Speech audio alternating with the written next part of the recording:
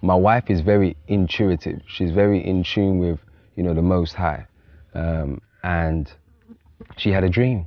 And in that dream, the Most High told her, move to Ghana. Ghana feels like Jamaica. Ghana even smells like Jamaica. Even some of your language is similar to Jamaica.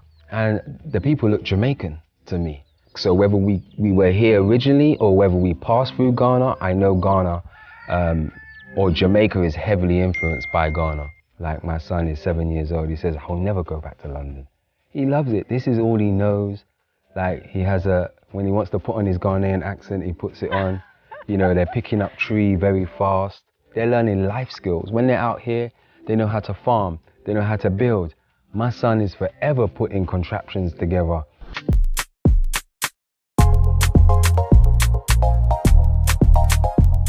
When many think of relocating to Ghana, they have December in Ghana in mind. Have fun, stay in Accra and have a blast, attend festivals, link with friends, eat out and have the time of their life. However, that was not the case for this Jamaican family. To them, relocating to Ghana was about connecting with the motherland, being one with nature, finding a place of their own, building a home, nurturing their family on the land, and living completely off-grid of the noise, the pollution, and the vibrancy of Accra. Hi guys, how you doing? Welcome to another episode of the vlog. My name is Nduro Ganga, and this is the story of the King's family. Introduce yourself, Okay. Who you were, where you're from, and yeah. Okay, so I'm Daniel King, part of Life with the Kings, and I'm from the UK by way of Jamaica, and we're out here in Ghana with my family, with my wife, and now my 2 children. Mm-hmm. You've mentioned that you are Jamaican. Mm-hmm. Yeah, talk to us about that. Were you born and raised in Jamaica before you moved to the UK? No, I was born in the UK. Mm-hmm. I was born up north. I'm a northerner, but my parents are Jamaican. Okay. So I've always, attached myself to that culture. I went back and forth to Jamaica. I even tried to live in Jamaica, and it's a beautiful island. But yeah. Mm-hmm. Talk to us a little bit about your Jamaican background and just finding yourself and rooting yourself in the culture. Growing up, did your parents talk to you a lot about where you were from and immersed you in the culture? Yeah, so, growing up in the UK, there's no culture. Mm-hmm. So there's no culture. Well, no culture that I'm familiar with. And so Jamaican, vibes and culture was always in my household. My grandma, would cook Jamaican food. My mum would cook Jamaican food. We'd speak patois, like around the house. Like that was just our thing. We'd have, anyone would go to Jamaica, they'd bring back mangoes. They even bring back fried fish. They bring back everything. The suitcase would always be full of food. So we'd always have the taste of Jamaica. And then, traveling back and forth, Jamaica was always a big part of our lives. Mm-hmm. Yeah. So at what point did you have that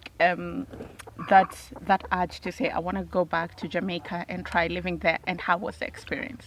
Well, the urge was just to leave the UK, was just to leave the West. That's really what the urge was for. I've never felt comfortable in the UK. I've never felt like I belong. We deal with racism, we deal with a lot of things in the UK that just wasn't, sitting right with me. So, ideally, the first place I'm going to think of is Jamaica. So I went to Jamaica. I made many trips back and forth by myself, but eventually, when I met Jarrell, my granddad had just passed away. And, he's from Hanover, Clifton, or Lucy, in the Clifton Hills. And he had left, the family a house and some land. So I said, okay, let me take charge of this and go there and try and, I wanted to build like a natural retreat, a place where people can come and relax and chill and experience Jamaica. Not like, in the grill style, not tourist style, but experience the real Jamaica. And I went there and I love it. I love Jamaica, I really do. Jamaica is beautiful. It's so beautiful. The people are so friendly and nice. It's just, the crime is not great. There's a high murder rate in Jamaica. The prices of things are high. Because it's being an island, everything's kind of imported. So the prices for things are very high. And yeah, we just couldn't do what we wanted to do efficiently out there. So, you know, we came back to the UK and kept looking. And so how did Ghana come about? Before you answer that, let me just hide this. Okay, do you want me to, let me put it, is it okay there? Yes. Yeah, okay. Okay. So how did Ghana, or how did your journey towards making your way back to Africa begin? Okay, so Africa was always, we always speak of Africa. As Jamaicans, we always know we came from Africa. So we always speak of Africa. I was raised a Rasta. So if you met me 2 years ago, I had dreadlocks or Rasta right down to here for 23 years. Oh, wow. So I was raised that way. So, you know, Africa was always, you know, we grew up on Marcus Garvey and all of these things. And, you know, we learnt about Kwame Nkrumah and, you know, a great man. So we learnt about these things as Jamaicans, and we always knew that we came from Jamaica. So Africa was always there in the subconscious. So when I started looking at Africa, I started looking at obviously West Africa. I was looking at East Africa, Tanzania, you know, Gambia. We were looking at all these places and also trying to figure out where we actually, like, looking at the similarity in features. A lot of people say to me, oh, you look Ethiopian. Oh. Yeah, you look like you're from I think it's Djibouti tribe. Okay. So we were looking at, you know, East Africa and so forth. And during that time, my wife is very intuitive. She's very in tune with, you know, the Most High. And she had a dream. And in that dream, the Most High told her, move to Ghana. And she woke up one day, she told me, and I was like, okay, we're gonna move, but I don't know if it's Ghana. And then about 2 weeks later, she woke up crying and said, we've got to move to Ghana now. 3 months later, never been to Ghana, we're in Ghana. So we just packed up everything, we sold all our stuff, we sold our car, and we moved. Oh my goodness. That is the level of trust that you guys had to have in the process is massive. That's the level of trust we had to have in what the Most High was telling us. So we're God-fearing people. If the Most High says move, you move. When we don't itch, we don't, you know, we're not being disobedient. We just did what we were told to do. I want you to talk to me about when you landed first in Ghana. How was it? How was the experience? How did you take in everything? When I landed in Ghana, it was very familiar. The reason it was very familiar is because I've been to Zimbabwe, and Zimbabwe was nice, but it didn't feel like Jamaica. Ghana feels like Jamaica. Ghana even smells like Jamaica. Even some of your language is similar to Jamaica. So, you know, the way some of the villages talk, I don't know what you call it. We call it patois, but you guys speak and you say, you know, adekam. And, you know, that kind of, it's similar to patois. Pidgin. Yeah, pidgin, there you go. So pidgin and patois, very similar. And, you know, even some of the Tree language, like there are people in Jamaica that still use certain words. So some of the foods are the same. I know, like, plantain is also part of the Caribbean culture. Yeah. Rice and beans. Rice and beans, like, obviously we call it rice and peas, like plantain, like everything is just the same. Boiled yam, banana, like it's all the same. Like everything's the same. It's just that this is a country and Jamaica's an island. But the similarities are, I mean, sometimes I drive around Ghana and the people look Jamaican to me. Do you know what I mean? So I know that, you know, whether we were from here or we came through here, like there's definitely, you know, a trace that that we're following back. So whether we were here originally or whether we passed through Ghana, I know Ghana or Jamaica is heavily influenced by Ghana. So, yeah. I want you to talk to me about the process of settling in. How then did you begin to make it home? Settling in, excuse my chickens, they're showing off. Yeah, settling, you know, it wasn't easy. I'm not gonna romanticize Ghana. It's not easy. Like there's a Ghana ain't easy, it's not easy. Like, it's hard. But it was easier for us because we were coming from a Jamaican environment. So the people are very similar to Jamaicans. Shoo, shoo, shoo, shoo. Sorry. Fried chickens. So the people are very similar. Their mentality, their way, the way they, you know, they do business is very similar. Slow. That's how they do business. Very slow. Where in the West, everything is very fast. So settling, it wasn't easy, but it was easier for us because we have that Jamaican background. You know, and we're very familiar with, you know, that mentality, and yeah, so it was quite easy. It was easier to settle in this environment because that's where we're from in Jamaica. Like, we're farmers. We were raised in the bush. And when I went to Jamaica, that's where I was at. I wasn't in the city. I was in the bush with my cousins, like farming and doing that sort of stuff. So Accra is much harder. It's city life. Like, you know, it costs money to live in Accra, like real money. But here it's easy life, natural life. Yeah. I want you to talk to me about some of the challenges that you've encountered, because you said you're not going to romanticize it. When somebody is moving in, what are some of the challenges, and how can they find a way around those challenges? Some of the challenges, buying land. Make sure you do your due diligence, or just come to me, because I've done it. Do you know what I mean? Like, make sure you do your due diligence in everything. Some of the challenges, one of the biggest things, you've probably heard me speak about it many times, is the Abroni thing. I despise that word. I don't like it. Some people say, oh, but, you know, they just mean, you know, you're foreign. And some of the people here have told me it means white man. And, you know, that I felt, that really got to me when I first got here. Because it's like, I come from a place where the white man is very, like, racist, and that whole white supremacy system has you know, suppressed my people. So coming from that, where in England, when they tell you to go back to Africa, you monkey, or whatever they want to call you, go back to Africa. And then, you know, even when I went to Jamaica, they'll say English boy. They'll call you English boy because, you know, you're foreign. And then I came here and I've been called a brony. And that was very hard for me. Now, I'm just like, call me by my name. Don't call me a brony. Just call me by my name, because you don't know me. I'm not a white man. And I get the respect around here now. I've been here for a year, and people know, like my workers, if someone new comes along and they say, oh, brony, everyone's like, oh, God, here we go. Don't do that. Like, it's insulting to me. So that was one of the challenges. And, you know, just understanding the culture. So obviously, I was telling you about the village that I have. I'm dealing with chiefs and you know, people in authority.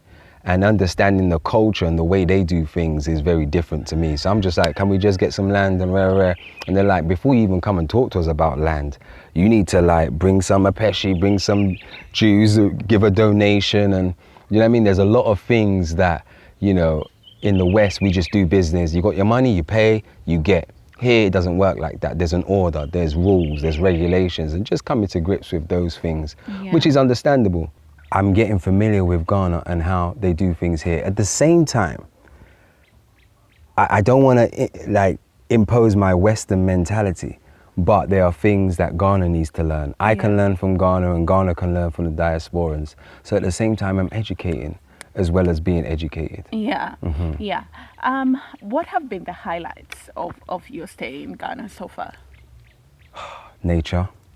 Everything that's around me has been a highlight. Opportunities.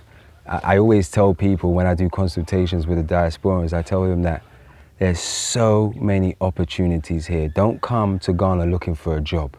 Don't do that. Come to Ghana to create a business, to create a job. Anything you do here in Ghana is going to work, whether it's for children, a bowling alley, skateboard park, swimming pool center, car wash. Anything will work, restaurant, anything will work here as long as you have the right mentality to make it work. You know, that's, I mean, the highlights of being in Ghana, being around my own people, being around people of color is, you know, for someone like me, it's not to say that I don't like white people. I love all people. But what I've grown up with is in a white society. So all I've seen is white people, always in charge and in the shops and in positions of power. Here, well, everybody's black, majority.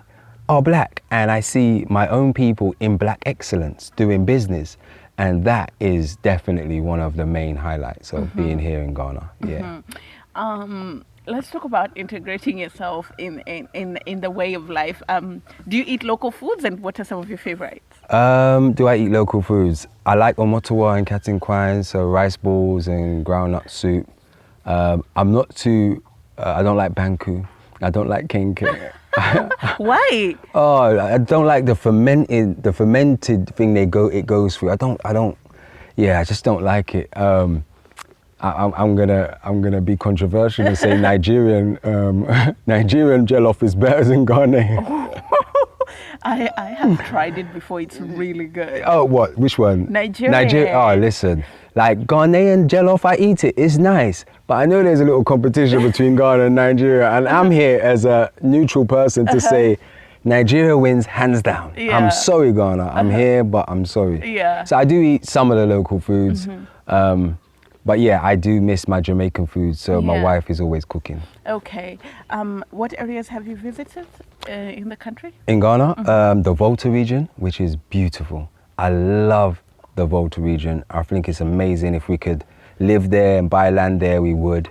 I love it. Ho Hoi. Yes, I've been to Hohoe. Oh. It's very green, and It's- the mountains and the air Ah. is different from there. It's so prehistoric. It's like the Garden of Eden. It's like humans have not been there and touched it. It's just amazing. Yeah. So Volta is a beautiful place.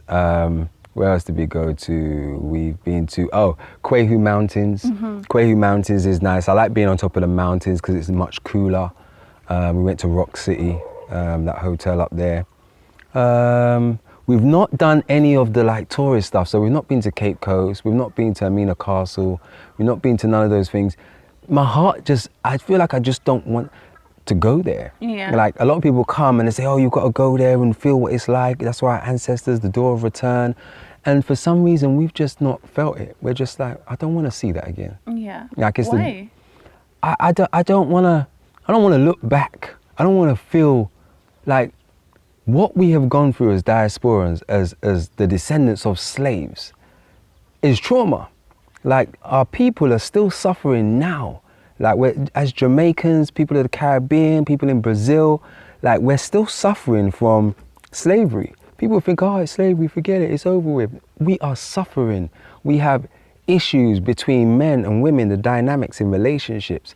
We're suffering with it. So to go back there, it doesn't feel good to me. I don't want to go back there and revisit that. I want to look forward. I want to look forward to the future and, to healing and to showing my children something new and raising them not in trauma, not in, oh, look, this is the last door the slaves went through before. No. Let's just find our way back home and grow and build and be obedient to the Most High. That for me is enough. I don't need to see no castles I don't need Yeah. to see that. How is it raising your kids here? Raising our children here is amazing. We homeschool. We don't believe in the school system at all. Like I believe that these are our children and we should teach them. And anybody that sees our children, I always tell them, judge me by my fruits. My fruits are my children. Judge me by my fruits. Judge me by Akel and Daniel, who are here. Judge me by Tian, who was here. She's just gone back to study. Judge me by those. They're my fruits. Look, tell me if I'm not doing a good job raising them. If they're not intelligent, if they don't, can't read and write. They can read and write and then some. They're learning life skills. When they're out here, they know how to farm. They know how to build. My son is forever putting contraptions together, building stuff, building himself a goalie, a swing. Like, it's just a different thing. Like, in the West, they teach you to have a job. They don't teach you to be entrepreneurs. What we're teaching our children is to be entrepreneurs, and they've also taken the Most High out of school. They've taken God out of school and replaced it with a holy foolishness. And I can't have that.